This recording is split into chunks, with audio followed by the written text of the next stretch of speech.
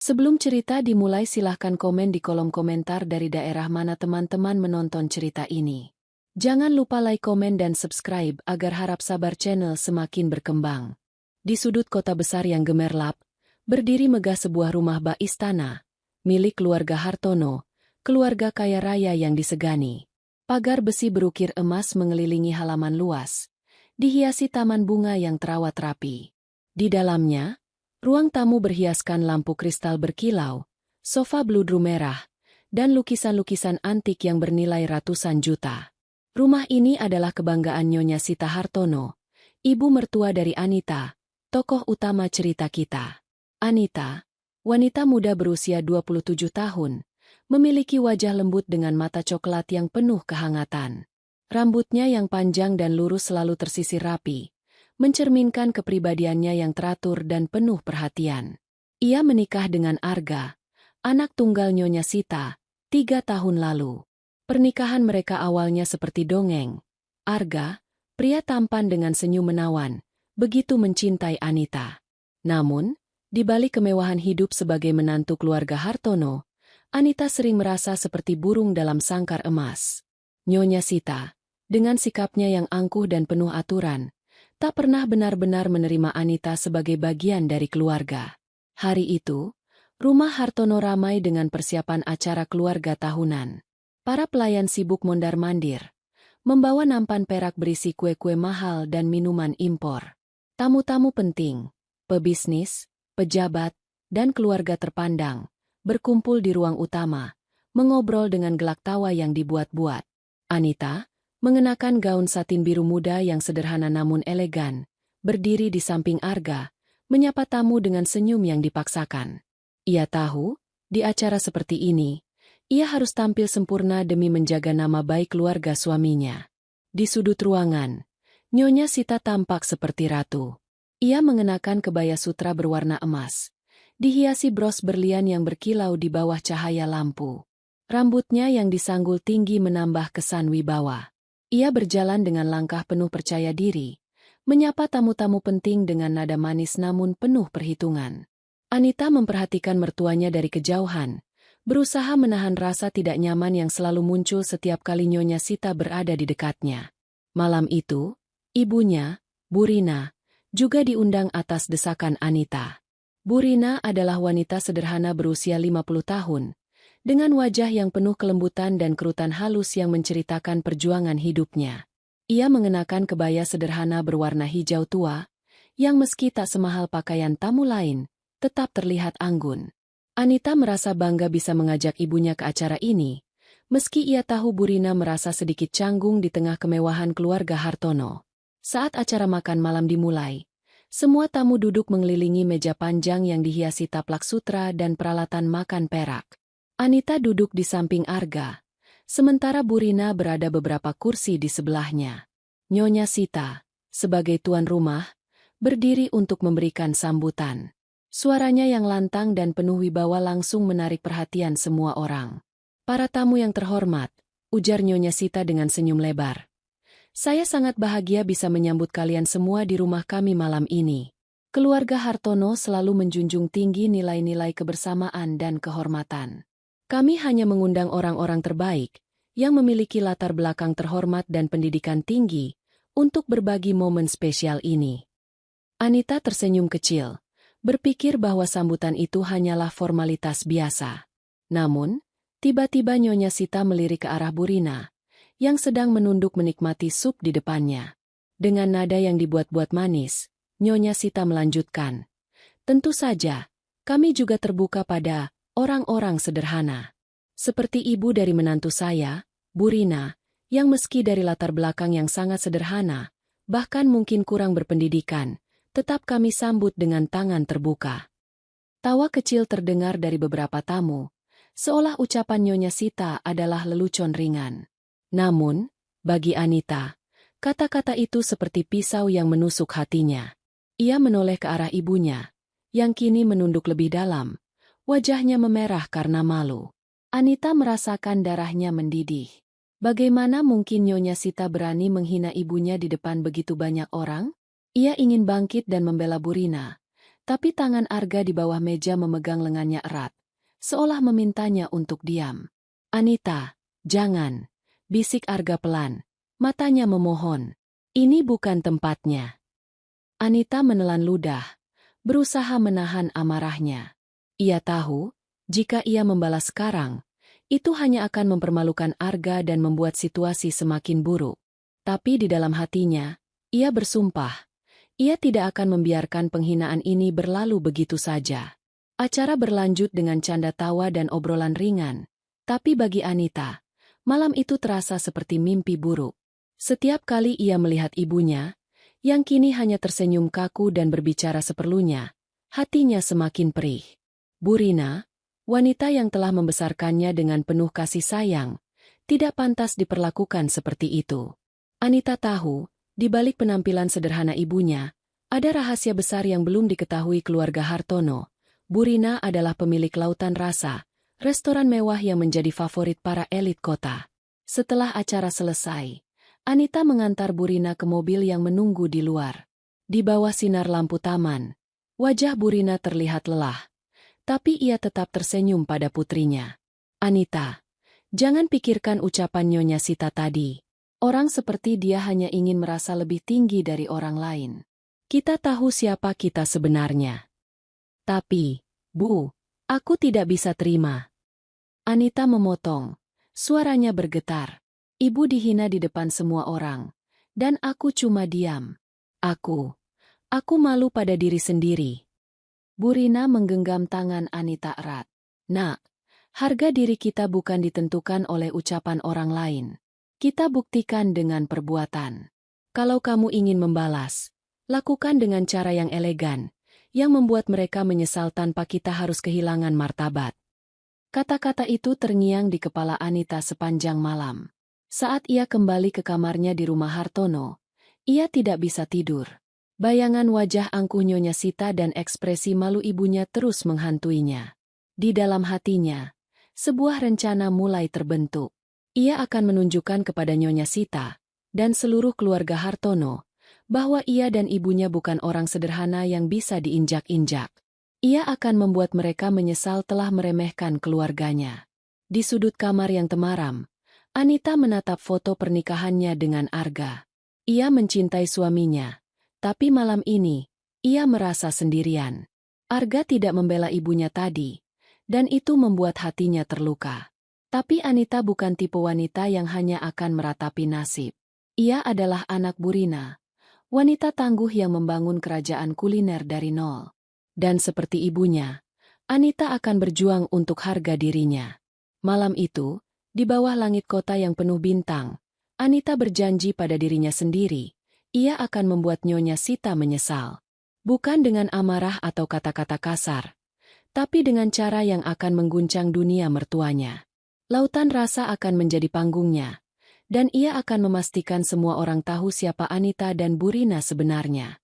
Pagi itu, sinar matahari menyelinap melalui celah-celah jendela kamar Anita di rumah megah keluarga Hartono. Namun, cahaya hangat itu tak mampu menghapus kegelapan yang masih menyelimuti hatinya. Peristiwa semalam di acara keluarga, ketika Nyonya Sita menghina ibunya, Bu Rina, di depan para tamu, terus berputar di kepalanya seperti rekaman yang tak bisa dihentikan. Anita duduk di tepi ranjang, menatap cermin besar di sudut kamar. Wajahnya yang biasanya cerah kini tampak muram. Matanya sembab karena kurang tidur. Arga, suaminya, sudah berangkat ke kantor pagi-pagi sekali, meninggalkan secarik pesan di meja rias. "Maaf soal tadi malam, Anita. Kita bicara nanti malam, ya?" Anita hanya melirik kertas itu sekilas sebelum melemparkannya ke laci. Ia tahu Arga mencintainya. Tapi ketidakberanian suaminya untuk membela ibunya di depan Nyonya Sita membuat Anita merasa kecewa. Ia merasa sendirian, terjebak di antara cinta pada suami dan luka yang membara di hatinya. Anita menghela napas panjang, lalu mengambil ponselnya. Ia menelpon ibunya, Bu Rina, yang tinggal di rumah sederhana di pinggiran kota. "Bu, aku mau ke sana sekarang. Kita perlu bicara," ujar Anita dengan nada yang penuh tekad. Bu Rina, dengan suara lembut seperti biasa, hanya menjawab, "Ayo, Nak." Ibu sudah masak bubur kesukaanmu. Perjalanan menuju rumah Burina terasa seperti pelarian bagi Anita. Ia mengendarai mobilnya sendiri, menolak tawaran supir keluarga Hartono. Di dalam mobil, ia memutar lagu-lagu lawas yang sering didengar bersama ibunya dulu, berusaha menenangkan pikirannya. Namun, setiap kali ia teringat wajah malu Burina saat dihina Nyonya Sita, tangannya mencengkeram kemudi lebih erat. Sesampainya di rumah Burina, Anita disambut aroma bubur ayam yang hangat dan suara tawa kecil dari ibunya yang sedang mengobrol dengan tetangga di teras. Rumah itu jauh dari megah. Dinding cat putih yang mulai mengelupas, halaman kecil dengan tanaman tomat dan cabai, dan perabotan sederhana yang penuh kenangan. Tapi bagi Anita, tempat ini adalah surga. Tempat ia bisa menjadi dirinya sendiri tanpa tekanan menjadi menantu keluarga Hartono. Anita, masuk, nak. Seru Burina sambil membuka pintu.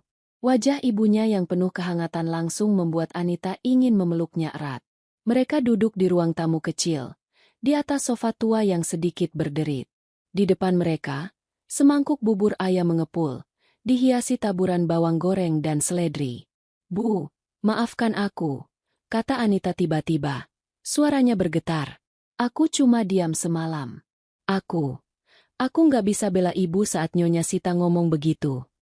Burina tersenyum lembut, mengelus tangan Anita. "Nak, ibu nggak marah sama kamu. Ibu tahu posisimu sulit. Kamu menantu di keluarga itu, harus jaga nama baik suamimu. Tapi ibu juga tahu, hati kamu sakit." Anita menunduk. Air matanya mulai menetes. Ibu nggak pantas dihina begitu. Ibu orang hebat. Ibu yang bangun lautan rasa dari nol, yang bikin restoran itu jadi favorit orang-orang kaya di kota ini. Tapi mereka, terutama Nyonya Sita, cuma lihat ibu sebagai orang miskin yang gak berpendidikan. Aku benci mereka memperlakukan ibu kayak gitu. Burina mengangguk pelan. Matanya penuh pengertian. Ia bangkit, mengambil sebuah kotak kayu tua dari lemari di sudut ruangan. Kotak itu usang, tapi Anita tahu isinya.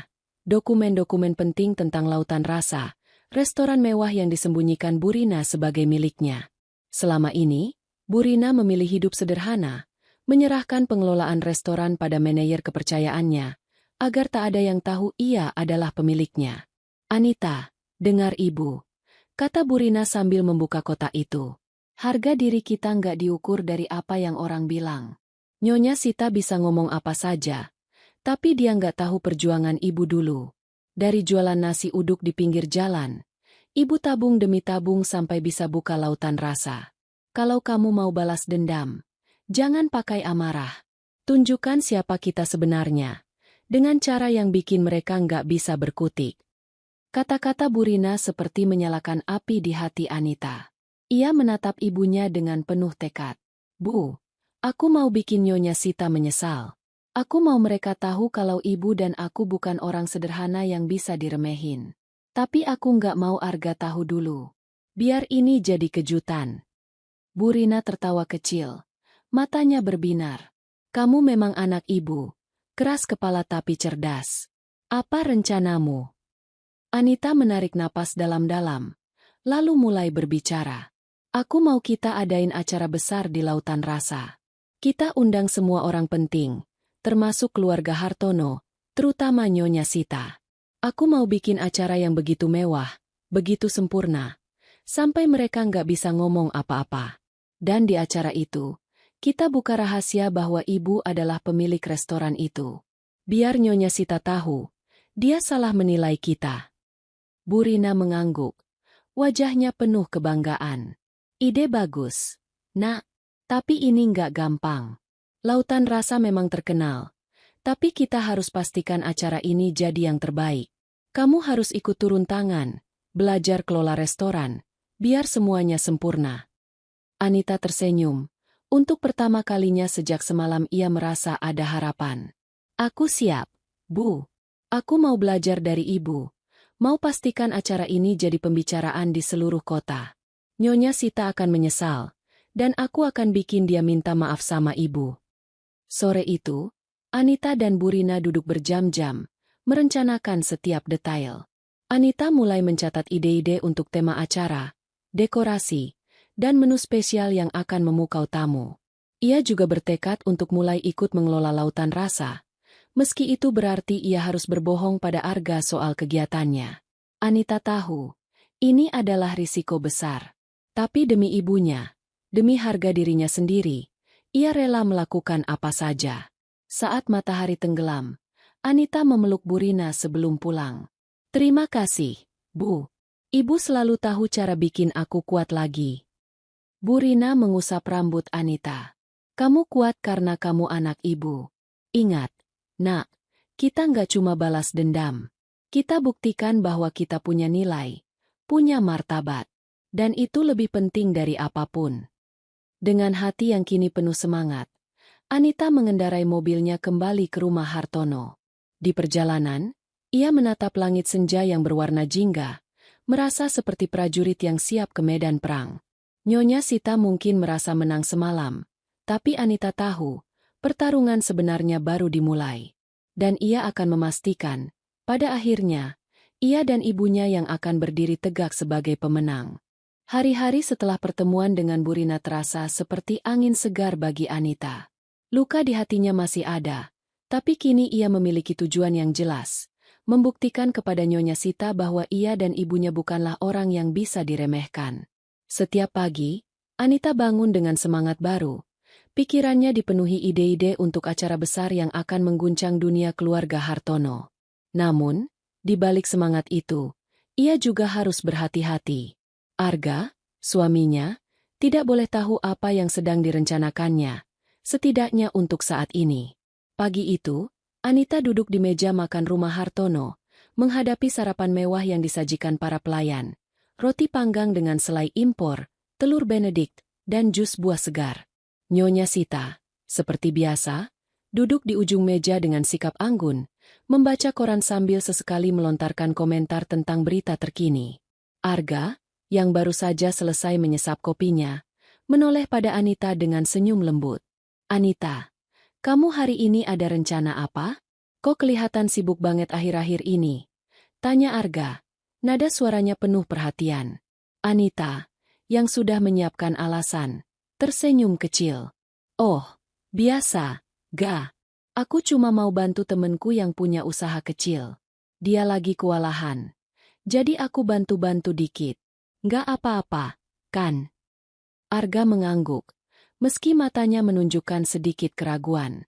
Ya nggak apa-apa, sih. Tapi jangan kecapean, ya.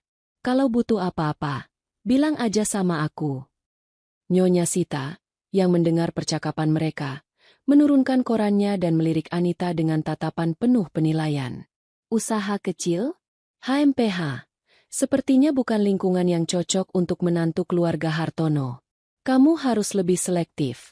Anita, kami punya nama besar yang harus dijaga. Anita menahan napas, berusaha menjaga senyumnya agar tidak pudar. Tentu, Bu. Saya cuma ingin membantu teman. Lagi pula, ini cuma sementara. Nyonya Sita hanya mengangguk kecil, lalu kembali ke korannya, seolah Anita tidak cukup penting untuk diperhatikan lebih lama. Di dalam hati Anita, amarahnya kembali membara. Sikap merendahkan Nyonya Sita justru memperkuat tekadnya untuk melaksanakan rencana besar itu. Setelah sarapan, Anita segera berangkat ke Lautan Rasa, restoran mewah milik ibunya yang terletak di pusat kota. Gedung restoran itu berdiri megah dengan fasad kaca yang berkilau, dihiasi lampu-lampu elegan yang menyala lembut bahkan di siang hari. Di dalamnya, interior bergaya modern dengan sentuhan tradisional Indonesia menciptakan suasana yang hangat namun mewah. Meja-meja kayu jati berukir, lampu gantung kristal, dan aroma rempah dari dapur membuat siapapun yang masuk merasa seperti berada di tempat istimewa. Bu Rina sudah menunggu di ruang kantor kecil di lantai 2 restoran.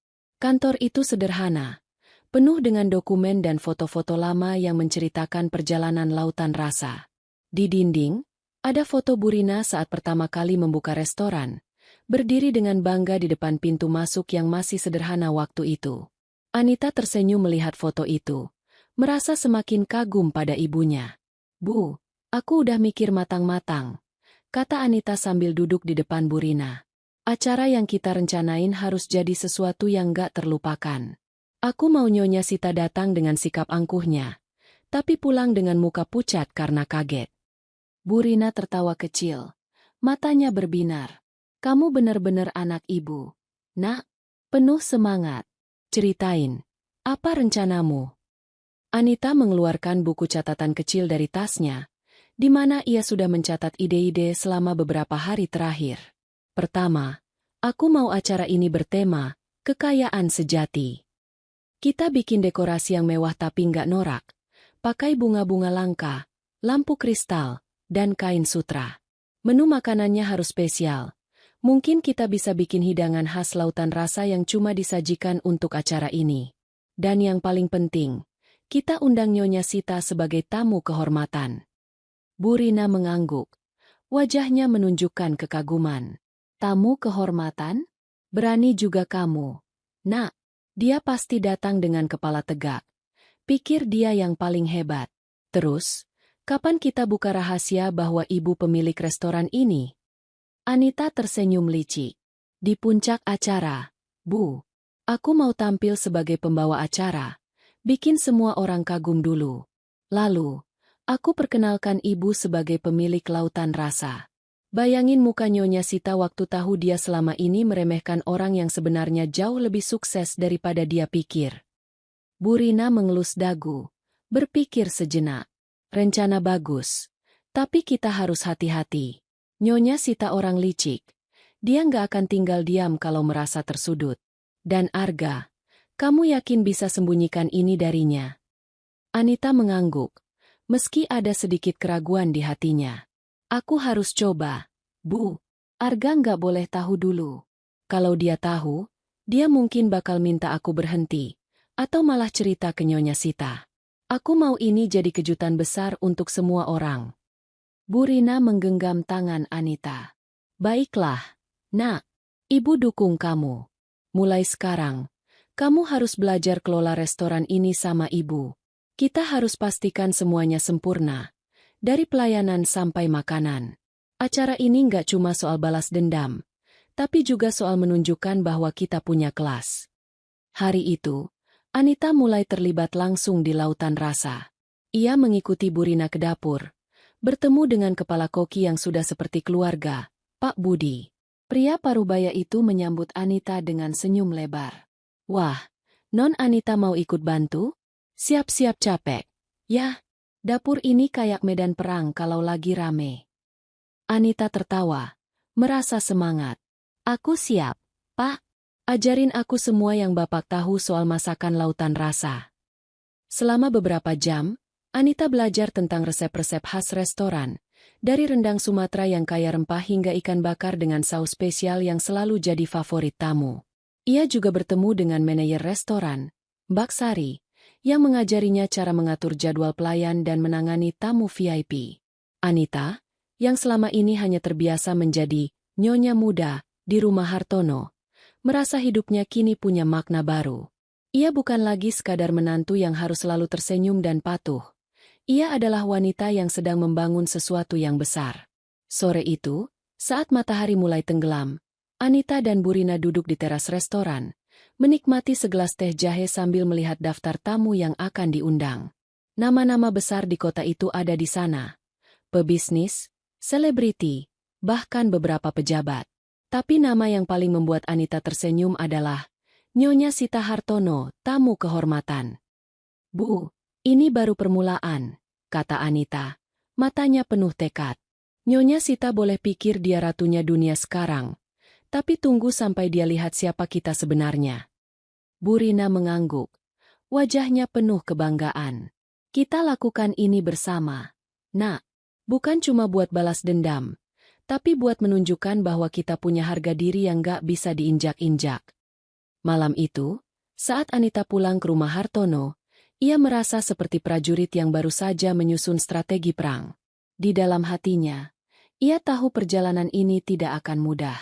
Tapi dengan Bu Rina di sisinya, dan lautan rasa sebagai panggungnya, Anita yakin, ia akan membuat Nyonya Sita menyesal telah menghina keluarganya. Seminggu berlalu sejak Anita mulai terlibat di lautan rasa, dan hidupnya kini seperti roda yang berputar kencang.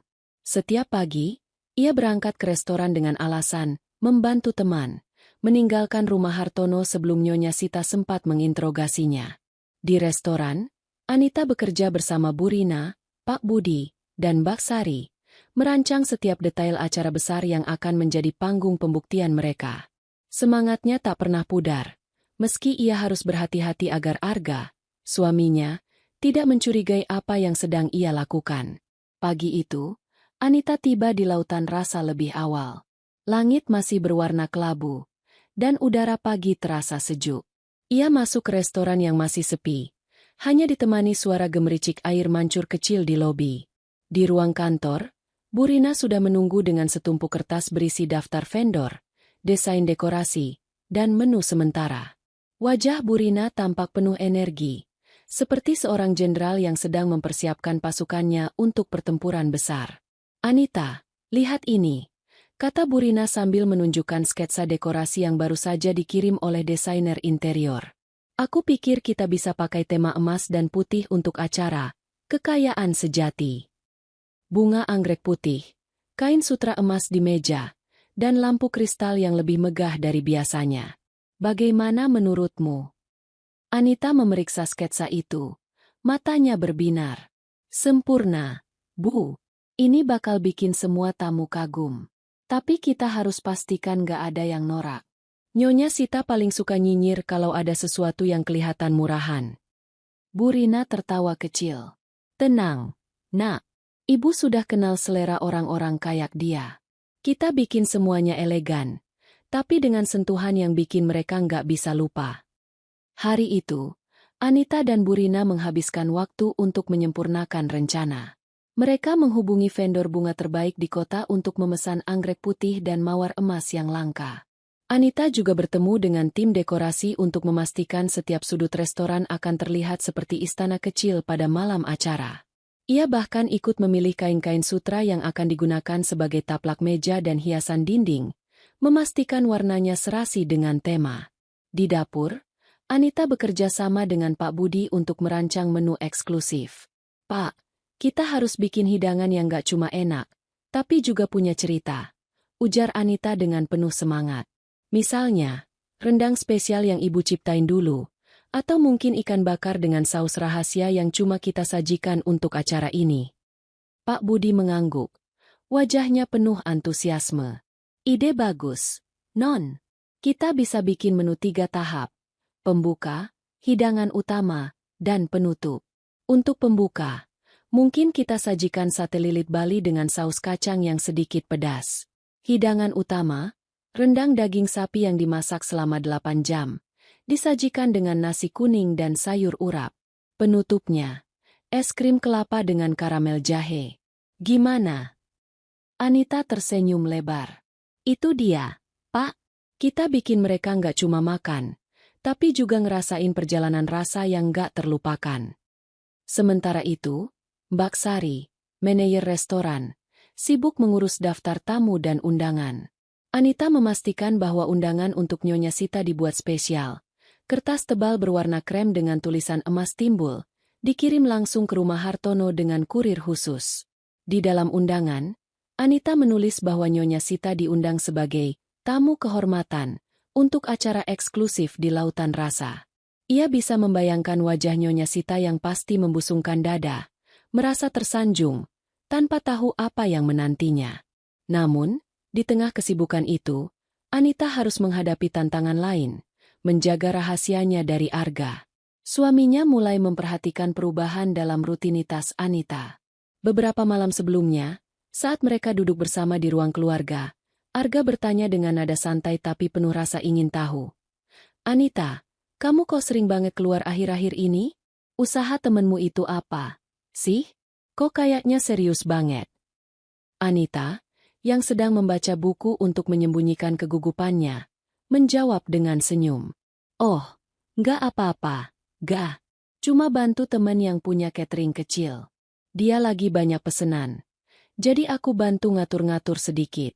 Biasa, kan? Aku suka bantu orang."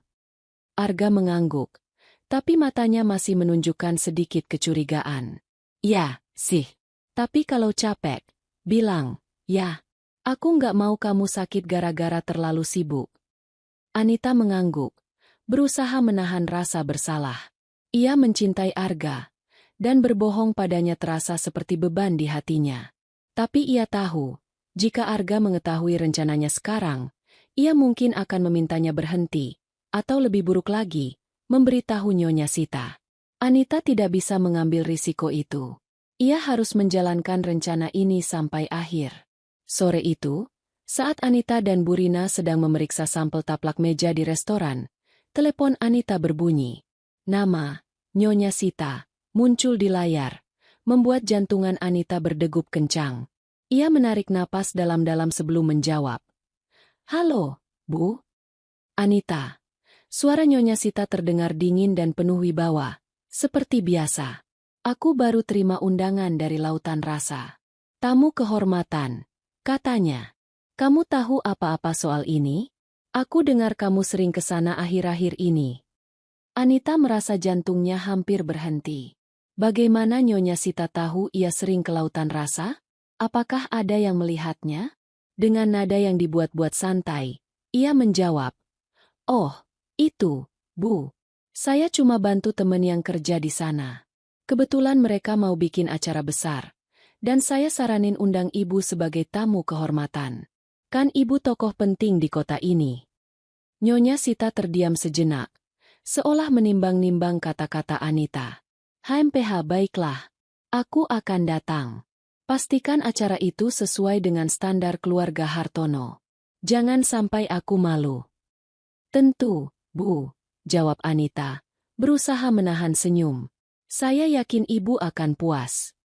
Setelah telepon ditutup, Anita menghela napas lega. Bu Rina, yang mendengar percakapan itu, tertawa pelan. Kamu pinter banget ngeles, Nak. Tapi hati-hati, Nyonya Sita bukan orang bodoh. Dia pasti curiga. Anita mengangguk, wajahnya penuh tekad. Biar dia curiga, Bu. Yang penting, dia datang ke acara itu.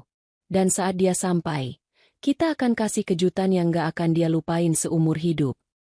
Malam itu, saat Anita pulang ke rumah Hartono, ia merasa campur aduk. Di satu sisi, ia bersemangat karena persiapan acara berjalan lancar. Di sisi lain, ia merasa semakin tertekan karena harus menyembunyikan semuanya dari Arga. Saat ia masuk ke kamar, Arga sedang duduk di sofa, membaca dokumen kantor. Ia menoleh dan tersenyum. Tapi Anita bisa melihat ada kekhawatiran di matanya. Anita, kamu baik-baik aja, kan? Tanya Arga lembut. Kok aku ngerasa kamu lagi sembunyiin sesuatu? Anita tersenyum, berjalan mendekat dan mencium pipi Arga. Aku baik-baik aja. Gak, cuma agak sibuk. Percaya sama aku, ya? Arga mengangguk, meski Anita tahu suaminya belum sepenuhnya yakin. Di dalam hatinya, Anita berjanji, setelah acara ini selesai, ia akan menjelaskan semuanya pada Arga. Tapi untuk saat ini, ia harus fokus. Malam puncak semakin dekat, dan Anita tahu, ini adalah kesempatannya untuk mengubah segalanya. Malam yang dinanti akhirnya tiba. Lautan Rasa bertransformasi menjadi panggung megah yang memukau, layaknya istana dari dongeng. Lampu kristal berkilau di langit-langit, memantulkan cahaya emas dan putih yang lembut. Meja-meja disusun rapi, dihiasi taplak sutra emas dan rangkaian bunga anggrek putih yang harum. Di sudut ruangan, sebuah panggung kecil dengan latar belakang kain bludru merah telah disiapkan untuk sambutan. Aroma rempah dari dapur Lautan Rasa menguar, bercampur dengan suara alunan musik gamelan yang dimainkan oleh grup tradisional, menciptakan suasana yang elegan namun hangat. Anita berdiri di depan cermin di ruang kantor kecil di lantai 2 restoran, memeriksa penampilannya. Ia mengenakan gaun panjang berwarna merah marun yang dirancang khusus untuk malam ini, dengan potongan sederhana namun anggun yang menonjolkan auranya. Rambutnya ditata longgar, dibiarkan mengalir seperti air, dihiasi jepit kecil berhiaskan mutiara. Wajahnya yang biasanya polos kini dirias tipis, dengan lipstik merah yang membuatnya tampak berwibawa. Anita menarik napas dalam-dalam, berusaha menenangkan jantungan yang berdetak kencang. Malam ini adalah puncak dari segalanya. Malam di mana ia akan membuktikan siapa dirinya dan ibunya kepada dunia, terutama kepada Nyonya Sita. Di bawah, tamu-tamu mulai berdatangan. Pebisnis berjas mahal, wanita-wanita dengan gaun berkilau, dan tokoh-tokoh penting kota memenuhi ruangan. Mbak Sari, manajer restoran, sibuk mengarahkan pelayan yang membawa nampan berisi minuman selamat datang, jus mangga dengan sentuhan jahe yang menyegarkan. Bu Rina, mengenakan kebaya sutra berwarna hijau zamrud, berbaur dengan tamu, tersenyum ramah tanpa mengungkap identitasnya sebagai pemilik restoran. Sesuai rencana, ia akan tetap low profile sampai saat yang tepat. Anita mengintip dari jendela kantor, melihat Nyonya Sita tiba dengan mobil mewahnya. Mertuanya itu melangkah keluar dengan sikap angkuh, mengenakan kebaya emas dengan bros berlian besar yang mencuri perhatian. Di sampingnya, Arga tampak gagah dengan setelan jas hitam, meski wajahnya menunjukkan sedikit kebingungan. Anita tahu Arga tidak begitu antusias dengan acara ini, tapi Nyonya Sita memaksanya ikut karena status, tamu kehormatan, yang ia terima. Anita tersenyum kecil, semuanya berjalan sesuai rencana. Saat jam menunjukkan pukul 7 malam, Anita turun ke ruang utama. Sorot lampu mengikuti langkahnya, dan para tamu langsung memandangnya dengan kagum. Anita, yang biasanya tampil sederhana sebagai menantu keluarga Hartono, malam ini seperti ratu yang memancarkan aura percaya diri. Ia melangkah ke panggung, mengambil mikrofon, dan tersenyum lebar. "Selamat malam, para tamu terhormat," ujar Anita dengan suara yang jelas dan penuh wibawa. "Kami dari Lautan Rasa sangat bangga bisa menyambut Anda semua dalam acara spesial bertema Kekayaan Sejati. Malam ini, kami akan membawa Anda dalam perjalanan rasa dan cerita, yang tidak hanya memanjakan lidah, tapi juga hati." Para tamu bertepuk tangan, beberapa di antaranya berbisik, memuji penampilan Anita. Nyonya Sita, yang duduk di meja utama, memandang Anita dengan alis terangkat. Wajahnya menunjukkan campuran keterkejutan dan rasa tidak suka. Ia jelas tidak menyangka Anita, menantu yang selalu ia anggap biasa-biasa saja, bisa tampil begitu memukau. Arga, di samping ibunya, menatap Anita dengan mata penuh kekaguman, meski ada sedikit kebingungan di wajahnya. Acara dimulai dengan sajian pembuka, sate lilit Bali yang disajikan dengan saus kacang pedas manis. Para tamu memuji kelezatannya, beberapa bahkan meminta tambahan. Anita, yang masih berdiri di panggung, memperhatikan Nyonya Sita yang mencicipi makanan dengan sikap sok tahu, seolah ingin menemukan kekurangan. Tapi Anita tahu, tidak ada yang bisa dikritik dari hidangan malam ini. Pak Budi dan tim dapur telah bekerja keras untuk memastikan semuanya sempurna. Setelah hidangan pembuka, Anita kembali berbicara. "Malam ini, kami ingin memperkenalkan seseorang yang sangat spesial, seseorang yang telah membuat Lautan Rasa menjadi tempat yang kita cintai hari ini. Tanpa dia, restoran ini tidak akan ada. Mari kita sambut dengan tepuk tangan yang meriah, pemilik Lautan Rasa, Ibu Rina." Bu Rina melangkah ke panggung dengan anggun, kebaya hijaunya berkilau di bawah sorot lampu. Para tamu bertepuk tangan, tapi wajah Nyonya Sita langsung memucat. Ia menatap Bu Rina dengan mata terbelalak, seolah tidak percaya. Anita, yang berdiri di samping ibunya, bisa melihat keterkejutan itu dengan jelas. Ia menahan senyum, menikmati momen yang telah ia rencanakan selama berminggu-minggu. "Terima kasih atas sambutannya," ujar Bu Rina dengan suara yang tenang namun penuh kekuatan. "Lautan Rasa adalah mimpi saya sejak dulu, ketika saya masih berjualan nasi uduk di pinggir jalan. Dengan kerja keras dan dukungan keluarga, terutama putri saya, Anita, kami bisa membangun tempat ini menjadi rumah bagi cita rasa Indonesia yang sejati." Kata-kata Bu Rina disambut tepuk tangan yang lebih keras. Para tamu tampak kagum. Beberapa bahkan berbisik tentang betapa inspiratifnya perjalanan Bu Rina. Anita melirik Nyonya Sita, yang kini menunduk. Tangannya mencengkeram gelas anggur dengan erat. Arga, di samping ibunya, menatap Anita dengan ekspresi campur aduk, kagum, bingung, dan sedikit kesal karena tidak tahu apa-apa tentang ini.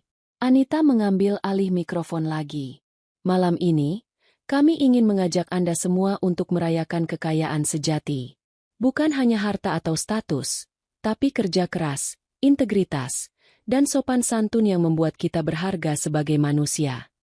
Ia berhenti sejenak, lalu melanjutkan dengan nada yang lembut namun menusuk. Karena kekayaan sejati tidak pernah merendahkan orang lain, melainkan mengangkat mereka yang ada di sekitarnya.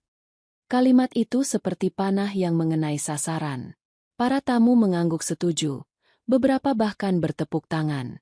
Nyonya Sita, yang tahu sindiran itu ditujukan padanya, memerah wajahnya. Ia mencoba tersenyum, tapi Anita bisa melihat betapa malunya mertuanya itu.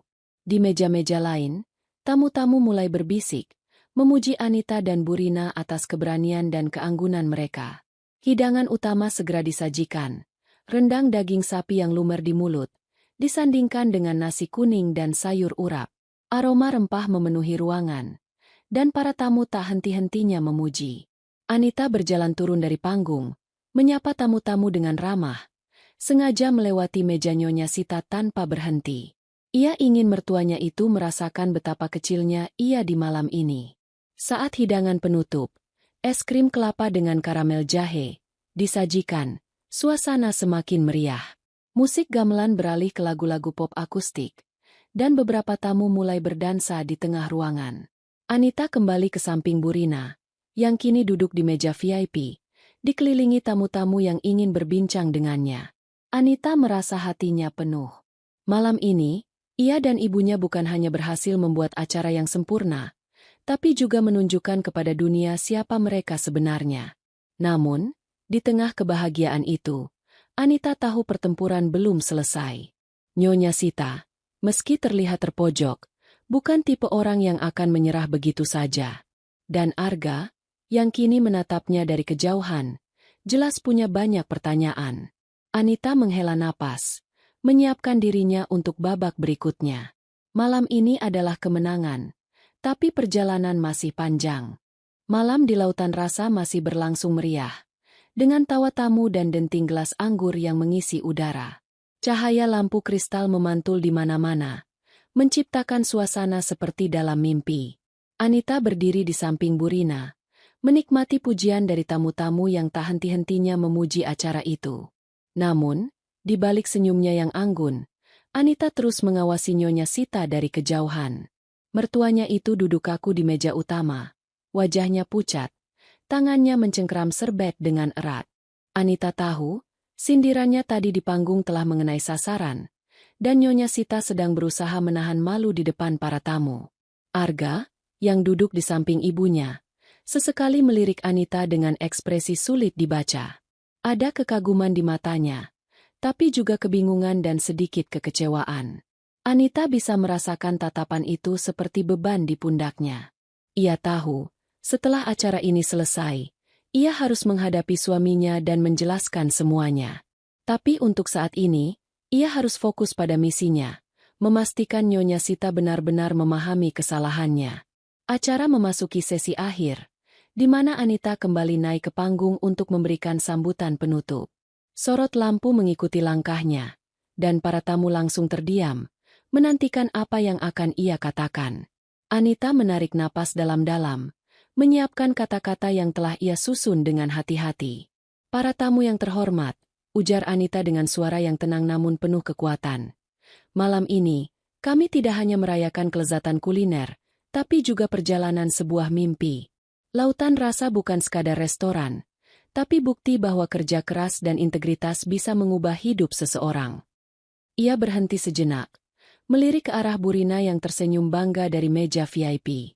Ibu saya, Burina, memulai segalanya dari nol. Dulu, dia berjualan nasi uduk di pinggir jalan, bangun jam 3 pagi untuk masak, dan berjalan kaki mengantar pesanan. Tidak ada yang mudah, tapi dia tidak pernah menyerah. Dengan setiap rupiah yang ditabung, dia membangun Lautan Rasa menjadi apa yang Anda lihat sekarang, tempat yang dicintai oleh seluruh kota. Para tamu bertepuk tangan, beberapa di antaranya tampak terharu. Anita melanjutkan, suaranya semakin mantap. Tapi perjalanan ini bukan hanya soal uang atau kesuksesan. Ini soal harga diri. Kekayaan sejati, seperti yang kami rayakan malam ini, adalah ketika kita bisa berdiri tegak, menghormati orang lain, dan tidak pernah merendahkan siapapun, apapun latar belakang mereka. Kalimat terakhir itu disampaikan dengan nada yang lembut namun tajam, langsung mengarah ke Nyonya Sita.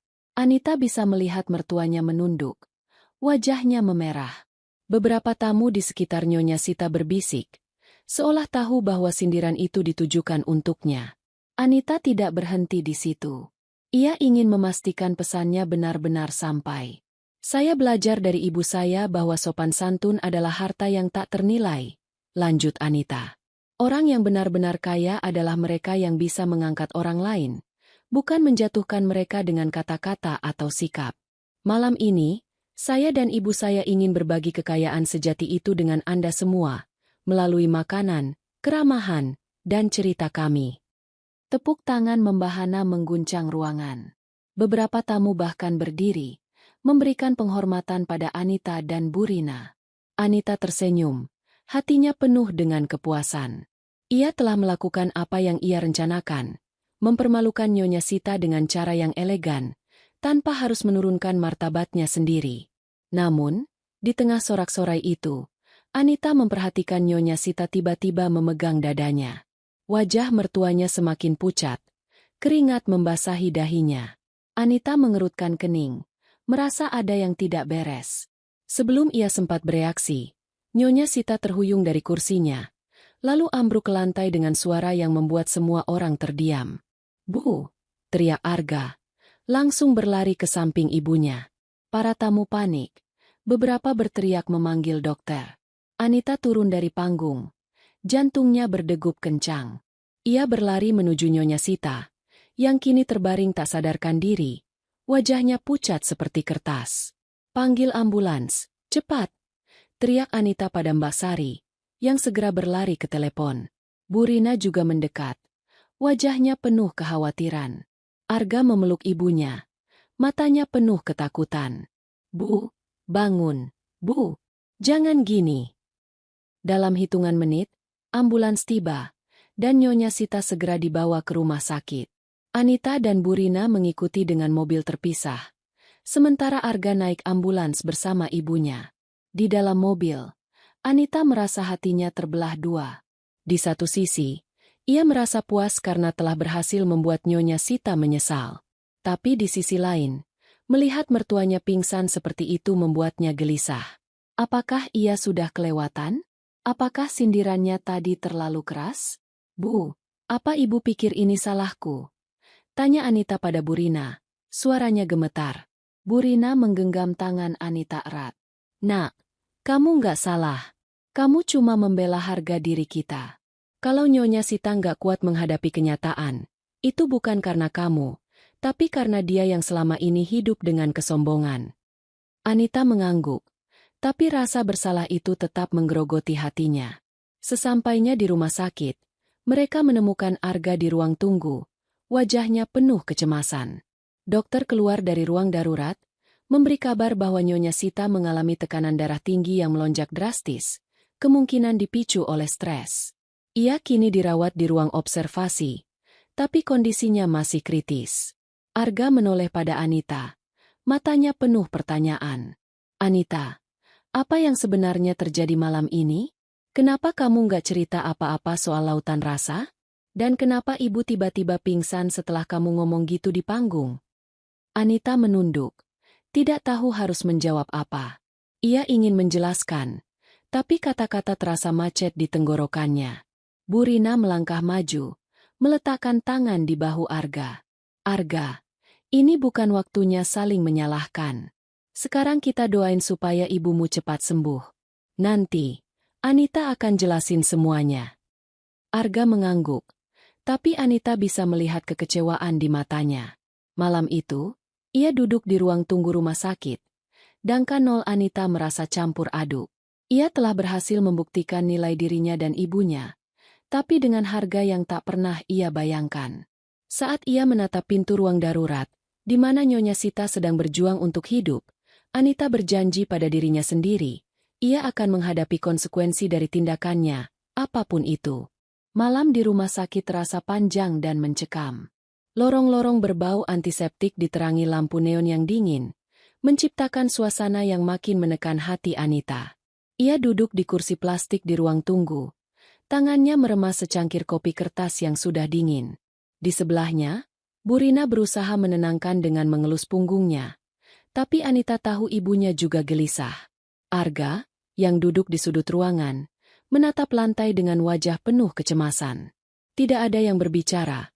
Hanya suara langkah perawat dan dering telepon di meja resepsionis yang memecah keheningan. Setelah beberapa jam yang terasa seperti abad, dokter akhirnya keluar dari ruang observasi. Wajahnya serius, tapi tidak sepenuhnya membawa kabar buruk. Keluarga Ibu Sita Hartono, tanyanya. Arga langsung berdiri, diikuti Anita dan Burina. Kondisi pasien sudah stabil untuk saat ini. Tapi dia mengalami stroke ringan akibat tekanan darah yang melonjak drastis. Dia masih sadar. Tapi kami harus memantau lebih lanjut. Untuk sementara, dia tidak boleh menerima kunjungan sampai besok pagi. Arga mengangguk. Wajahnya sedikit lega tapi masih penuh beban. Terima kasih, Dok. Apa yang menyebabkan ini? Ibu saya biasanya sehat. Dokter menghela napas. Stroke ringan sering dipicu oleh stres berat atau emosi yang intens. Apakah ada kejadian yang mungkin memengaruhi kondisinya malam ini? Pertanyaan itu seperti pisau yang menusuk hati Anita. Ia menunduk, merasa bersalah. Arga meliriknya sekilas, tapi tidak mengatakan apa-apa. Burina, dengan cepat, menjawab. Kami tidak yakin, Dok. Mungkin dia kelelahan karena acara besar tadi malam. Dokter mengangguk, lalu kembali ke ruangannya, meninggalkan mereka dalam keheningan yang canggung. Arga akhirnya berbalik menghadap Anita. Suaranya rendah tapi penuh tekanan. Anita, kita perlu bicara. Sekarang. Anita tahu saat ini tidak bisa dihindari lagi. Ia mengangguk, lalu menoleh pada Burina. Bu, Ibu pulang dulu, ya? Biar aku urus di sini. Burina memeluk Anita erat, berbisik. Kuat, Nak. Ceritain apa adanya sama Arga. Dia suamimu. Dia berhak tahu. Lalu, ia meninggalkan Anita dan Arga di ruang tunggu yang kini sepi. Mereka pindah ke sudut ruangan, duduk berhadapan. Anita bisa melihat kemarahan dan kekecewaan di mata Arga, tapi juga ada cinta yang masih terpancar.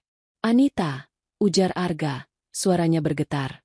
Kenapa kamu sembunyiin semua ini dari aku? Lautan rasa, Ibu Rina.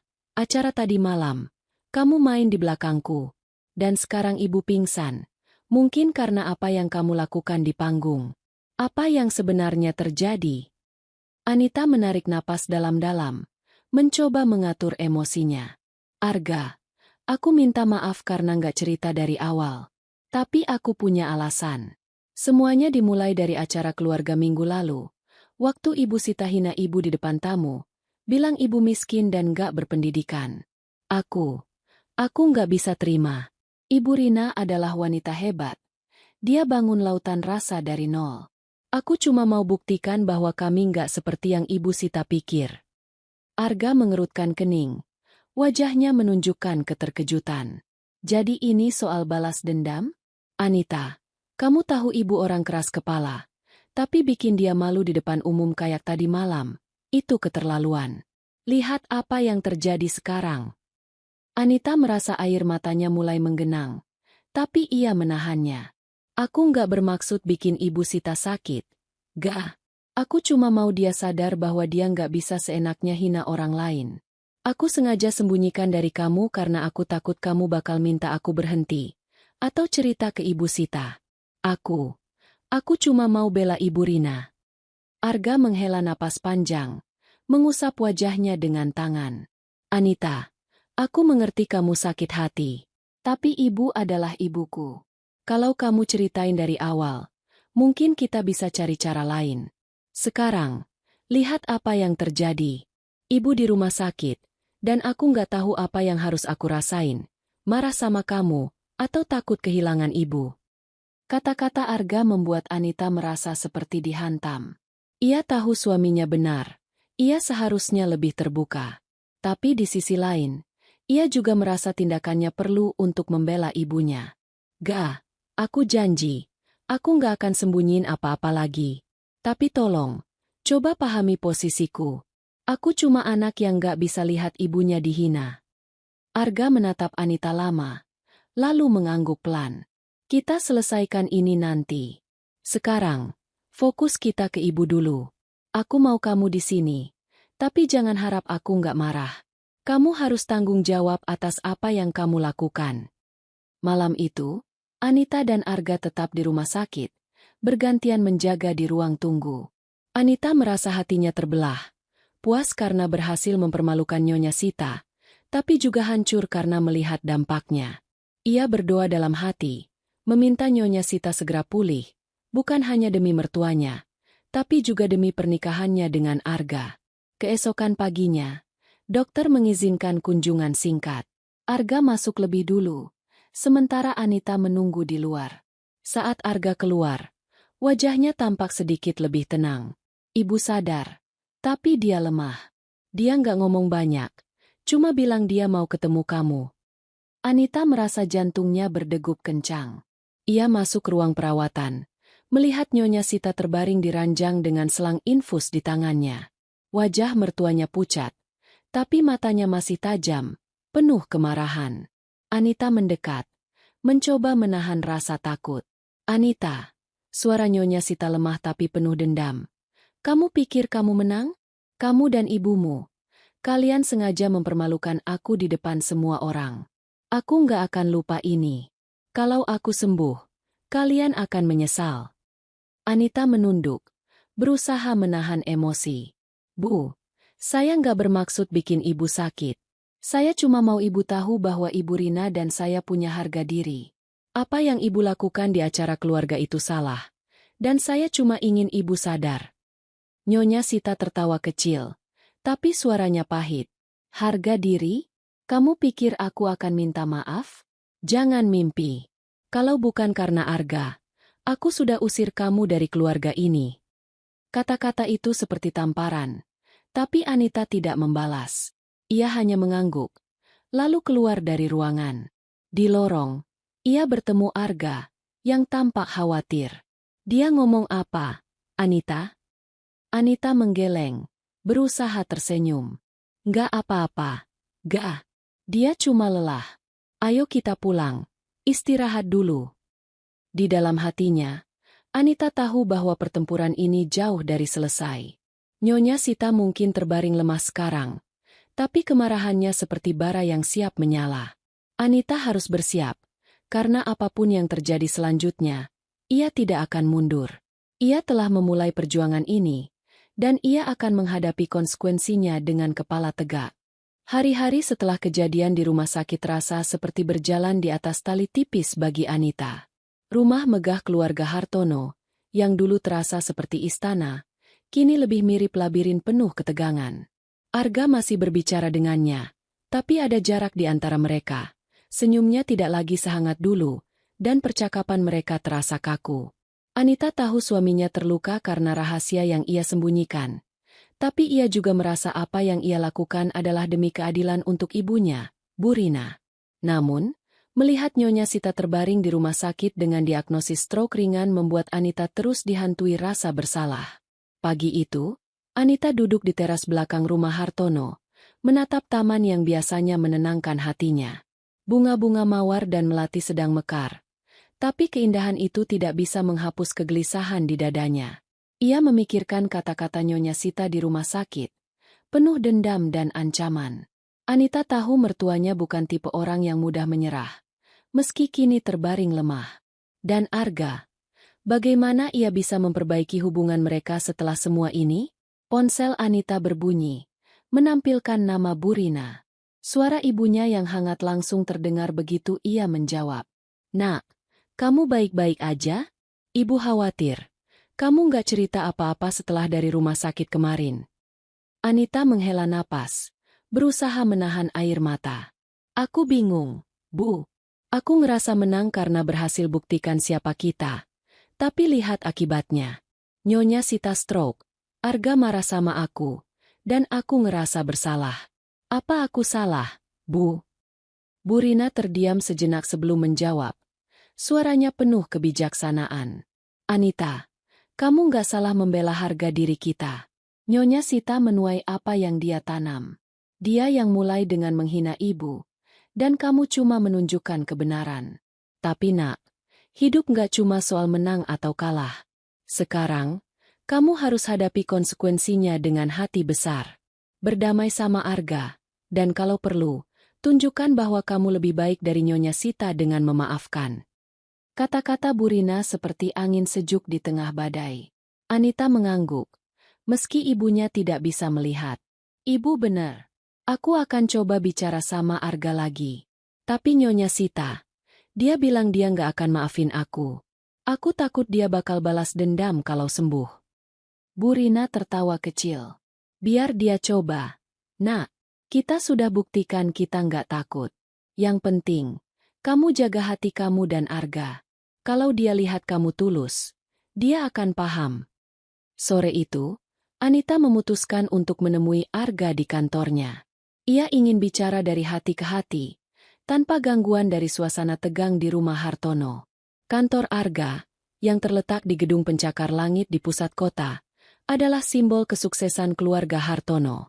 Anita masuk dengan gaun sederhana berwarna biru tua, rambutnya diikat rapi.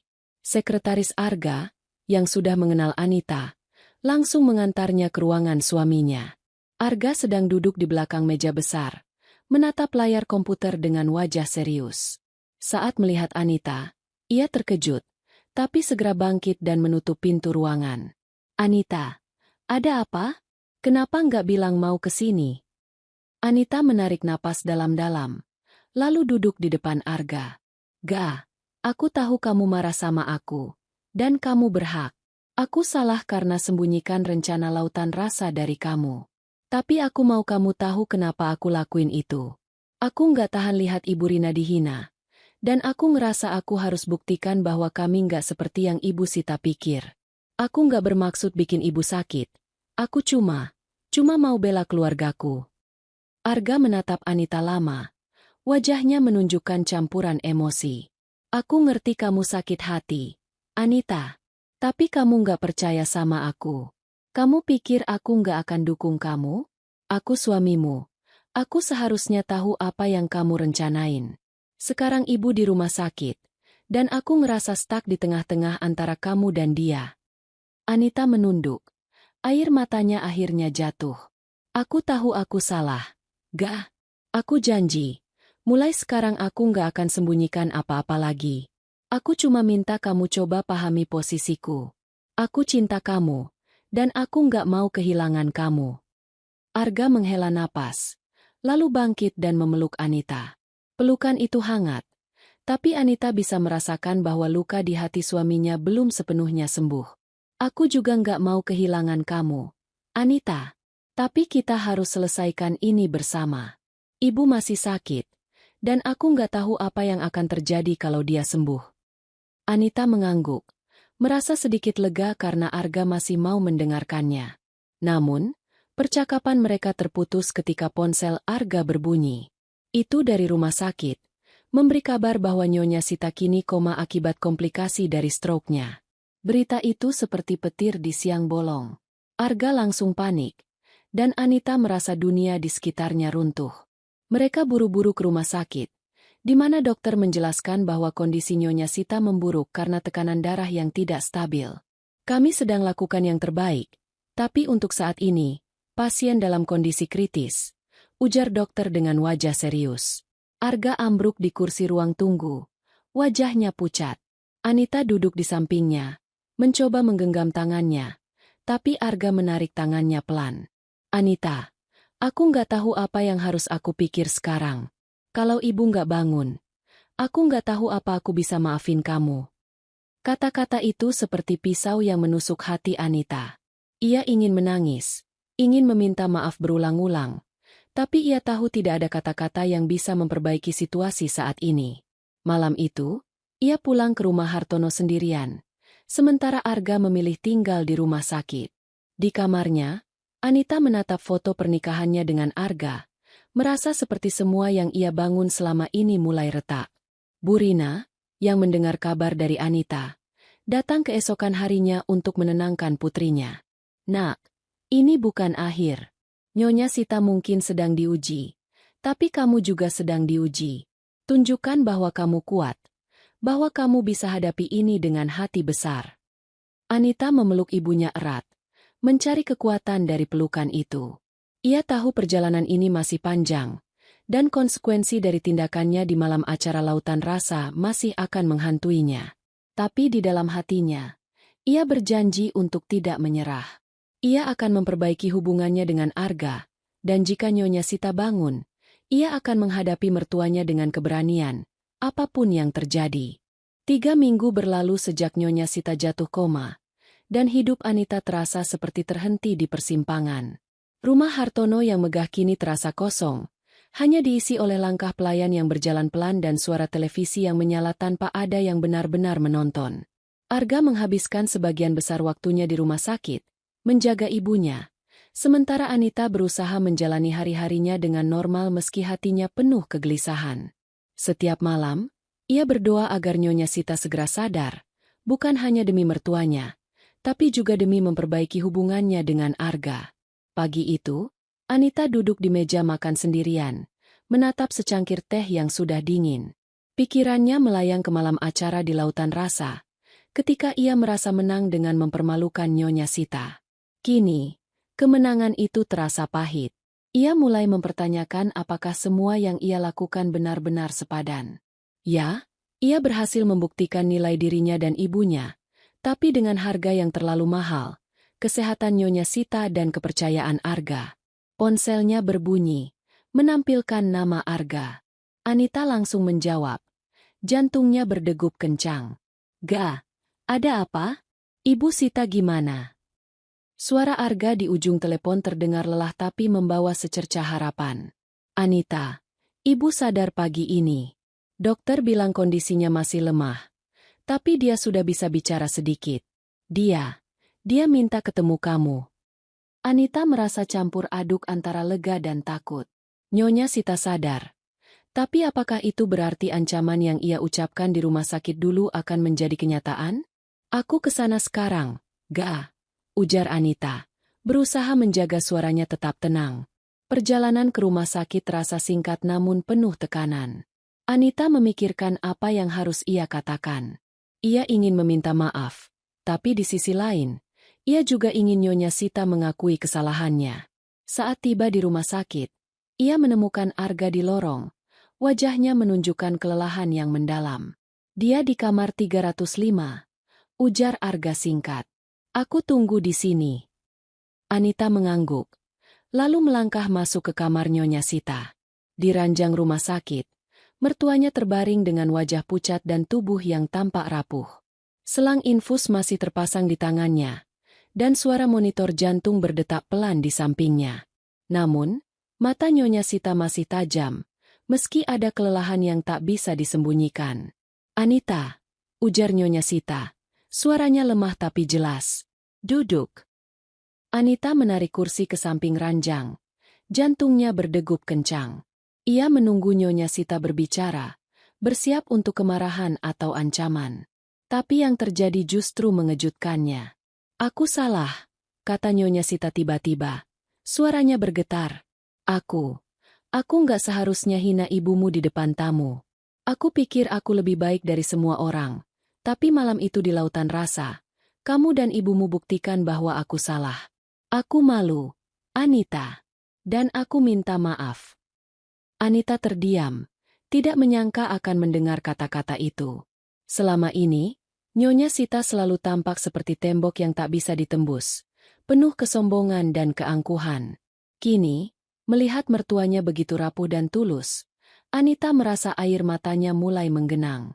"Bu, saya juga minta maaf," ujar Anita, suaranya pelan.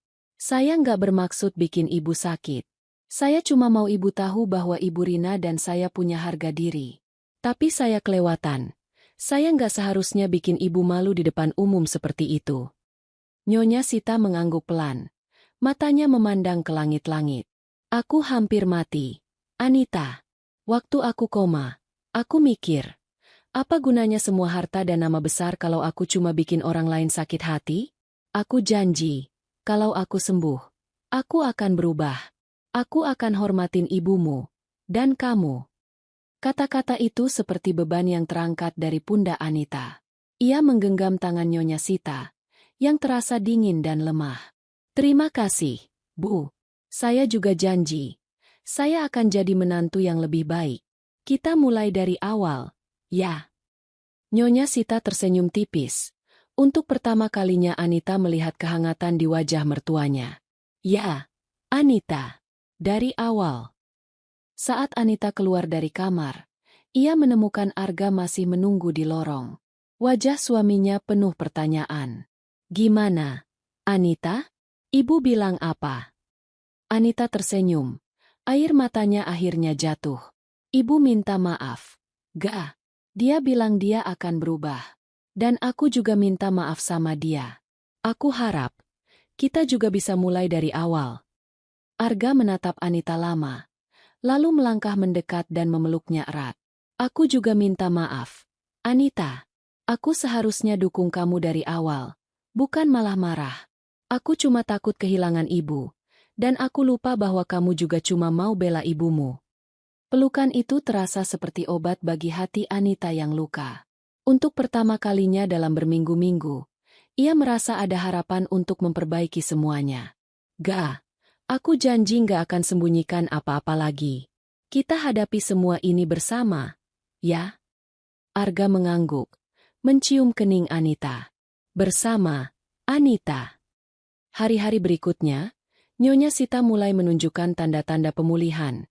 Meski kesehatannya masih lemah, Anita dan Arga sering mengunjunginya, membawa makanan kesukaan Nyonya Sita atau sekadar mengobrol ringan. Bu Rina juga datang sekali, dan dengan penuh kerendahan hati, Nyonya Sita meminta maaf langsung padanya.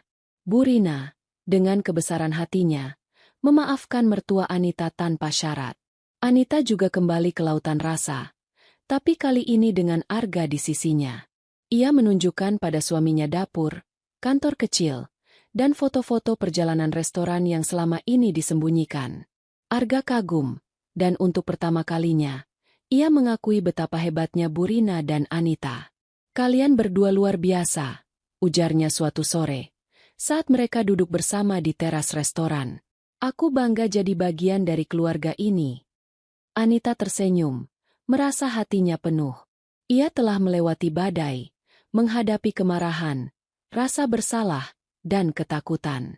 Tapi kini, ia melihat perubahan, nota hanya pada Nyonya Sita, tapi juga pada dirinya sendiri dan Arga. Perjuangannya di lautan rasa bukan hanya tentang balas dendam, tapi juga tentang membangun jembatan menuju pengertian dan pengampunan. Saat matahari tenggelam, Anita menatap langit jingga, merasa damai. Satu babak telah usai. Tapi ia tahu perjalanan keluarganya masih panjang. Dan kali ini, ia yakin mereka akan menghadapinya bersama, dengan hati yang lebih terbuka dan penuh cinta. 6 bulan berlalu sejak malam puncak di lautan rasa, dan kehidupan Anita kini terasa seperti lukisan baru yang penuh warna. Lautan rasa tidak hanya bertahan, tapi semakin bersinar sebagai restoran paling dicintai di kota. Acara, kekayaan sejati, menjadi pembicaraan di kalangan elit, dan cerita tentang perjuangan Bu Rina dari penjual nasi uduk hingga pemilik restoran mewah menyebar luas, menginspirasi banyak orang. Anita dan Bu Rina kini diakui sebagai pengusaha sukses, tidak hanya karena kelezatan makanan mereka, tapi juga karena integritas dan keberanian mereka. Pagi itu, Anita berdiri di dapur lautan rasa, mengenakan celemek sederhana sambil membantu Pak Budi menyiapkan menu baru, ayam bakar dengan saus kecap pedas yang mereka ciptakan bersama. Aroma rempah memenuhi udara, dan tawa kecil dari para koki membuat suasana terasa hangat. Anita tersenyum, merasa hidupnya kini penuh makna. Ia tidak lagi hanya menantu keluarga Hartono yang harus selalu tampil sempurna. Ia adalah wanita yang telah menemukan kekuatannya sendiri. Di luar dapur, Bu Rina sedang mengobrol dengan Mbak Sari tentang rencana ekspansi restoran. Kita bisa buka cabang baru di kota sebelah, ujar Bu Rina dengan semangat. Tapi kita harus pastikan cita rasa dan pelayanan tetap sama. Lautan rasa bukan cuma soal makanan, Tapi soal hati. Anita, yang mendengar dari dapur, tersenyum bangga. Ibunya adalah inspirasinya. Dan kini mereka bekerja bersama sebagai tim yang tak terpisahkan. Namun, di balik kesuksesan itu, Anita juga merasa puas karena telah mencapai tujuannya, membuat Nyonya Sita menyesal tanpa kehilangan martabat. Malam acara di Lautan Rasa telah mengubah banyak hal, tidak hanya untuk Anita dan Burina, tapi juga untuk seluruh keluarga Hartono. Nyonya Sita, setelah pulih dari stroke ringannya, benar-benar menepati janjinya untuk berubah. Meski kesehatannya belum sepenuhnya pulih, ia mulai menunjukkan sisi yang lebih rendah hati. Ia tidak lagi menghadiri acara-acara sosial dengan sikap angkuh, melainkan lebih banyak menghabiskan waktu di rumah, mengobrol dengan Anita atau bahkan membantu mengurus taman. Suatu sore, saat Anita membawa teh jahe untuknya, Nyonya Sita berkata dengan nada tulus, "Anita, aku dulu bodoh. Aku pikir harta dan nama besar adalah segalanya. Kamu dan ibumu ajarin aku bahwa yang paling berharga adalah respek." Anita tersenyum, mengangguk. "Kami juga belajar banyak dari ibu, Bu. Kami belajar bahwa memaafkan itu lebih sulit tapi lebih berharga daripada dendam." Hubungan Anita dan Arga juga telah pulih, bahkan menjadi lebih kuat dari sebelumnya. Setelah berminggu-minggu penuh ketegangan, mereka akhirnya menemukan cara untuk saling memahami. Arga kini sering menemani Anita ke Lautan Rasa, belajar tentang bisnis restoran dan bahkan ikut mencicipi resep baru. "Kamu benar-benar hebat, Anita," ujar Arga suatu malam, saat mereka duduk bersama di teras rumah Hartono. "Aku nggak cuma bangga jadi suamimu, tapi juga jadi bagian dari perjuangan kamu dan Ibu Rina." Anita memeluk Arga erat, merasa hatinya penuh. "Terima kasih, Ga. Tanpa kamu, aku nggak akan bisa lewatin semua ini. Kamu bikin aku kuat." Hari itu, keluarga Hartono mengadakan makan malam sederhana di rumah, sebuah acara yang jarang terjadi sejak Nyonya Sita sakit. Meja makan dihiasi hidangan dari Lautan Rasa, rendang, sate lilit, dan es krim kelapa yang kini jadi favorit keluarga. Burina diundang, dan untuk pertama kalinya, ia duduk di meja keluarga Hartono sebagai tamu yang dihormati, bukan sebagai ibu mertua dari keluarga sederhana. Nyonya Sita, dengan senyum yang tulus, mengangkat gelasnya untuk bersulang. "Untuk keluarga kita," ujar Nyonya Sita. Suaranya masih lemah tapi penuh kehangatan. "Dan untuk Rina, yang mengajarkan kita semua tentang kekayaan sejati." Bu Rina tersenyum, mengangguk penuh kerendahan hati. "Terima kasih, Sita. Mari kita jaga kebersamaan ini, karena itulah yang paling berharga." Anita menatap pemandangan itu dengan air mata bahagia. Ia teringat malam-malam ketika ia merasa sendirian, ketika luka di hatinya karena penghinaan Nyonya Sita terasa begitu dalam. Kini, di meja ini, ia melihat keluarga yang dulu retak kini mulai menyatu kembali. Nyonya Sita belajar rendah hati, Arga menjadi suami yang lebih pengertian, dan Burina akhirnya mendapat tempat yang layak di hati keluarga Hartono. Malam itu, setelah makan malam selesai, Anita dan Arga berjalan-jalan di taman belakang rumah. Bintang-bintang berkilau di langit, dan aroma melati menguar di udara. Anita memegang tangan Arga, merasa damai untuk pertama kalinya dalam waktu yang lama. "Ga, kamu inget nggak? Dulu aku bilang aku mau bikin Nyonya Sita menyesal," ujar Anita, suaranya pelan. "Aku berhasil, tapi yang bikin aku paling bahagia bukan cuma itu. Aku bahagia karena kita semua belajar sesuatu, dan sekarang kita bisa jadi keluarga yang lebih baik." Arga tersenyum, mencium kening Anita. "Kamu luar biasa, Anita. Kamu nggak cuma bela ibumu, tapi juga bikin kita semua sadar apa yang penting. Aku cinta kamu." Anita memeluk Arga, merasa seperti semua perjuangannya telah terbayar. Ia telah membuktikan nilai dirinya dan ibunya, tidak dengan amarah, tapi dengan keberanian, kerja keras, dan pengampunan. Lautan Rasa kini bukan hanya restoran, tapi simbol dari perjuangan mereka, tempat di mana harga diri mereka dijunjung tinggi. Di bawah langit penuh bintang, Anita menatap masa depan dengan hati yang ringan. Ia tahu hidup tidak akan selalu mudah, tapi dengan keluarga yang kini bersatu, Ia yakin mereka bisa menghadapi apapun. Kemenangan sejati, baginya, bukan hanya membuat Nyonya Sita menyesal, tapi menemukan kedamaian di tengah badai, dan membangun cinta yang lebih kuat dari sebelumnya.